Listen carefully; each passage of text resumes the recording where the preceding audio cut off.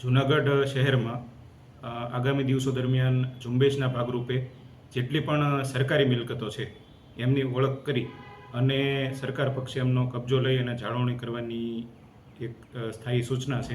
આ સૂચના પ્રમાણે જૂનાગઢમાં આજે ward number 8 seat number 38 city survey number 972 વાળી જે મિલકત છે એ મિલકતની હકચોકસીનો હુકમ થયેલ છે અને આ મિલકત શ્રી સરકાર ઠેરવવામાં આવેલ છે.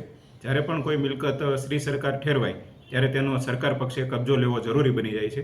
એના ભાગરૂપે આજે જીમખાનાની મિલકતનો વહીવટીતંત્ર દ્વારા કબજો લેવામાં આવેલ છે અને આ એક સ્પોર્ટ્સને લગતી પ્રવૃત્તિ પણ ત્યાં ચાલી રહેલ છે.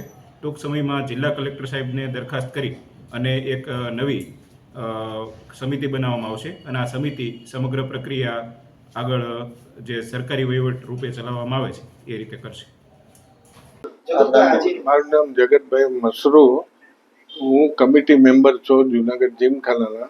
અમારા સેક્રેટરી શ્રી ગિરીશભાઈ કોટેચા આજે 12 ગામ હોવાથી ઇન્ટરવ્યુ હું આપું છું. જુનાગઢ જીમખાના નવા વખતની જૂની ક્લબ છે જે 102 વર્ષ જૂની છે. આમાં આઝાદી પછી આ ક્લબમાં બધા મેમ્બર્સ થવા માંડ્યા અને હાલ પ્રમુખ પ્રેસિડેન્ટ છે જુનાગઢના કલેક્ટરશ્રી અને વાઇસ પ્રેસિડેન્ટ છે ડીએસપી સાહેબ.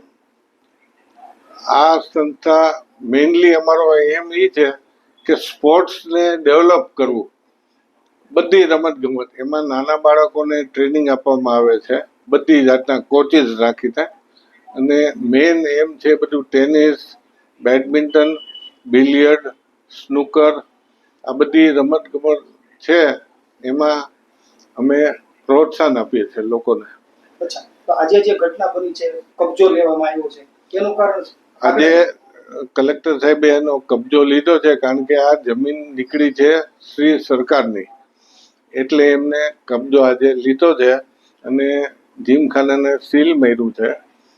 એનું કારણ શું છે કે આ બોડીની ટર્મ પૂરી થઈ છે અને ચાલે છે.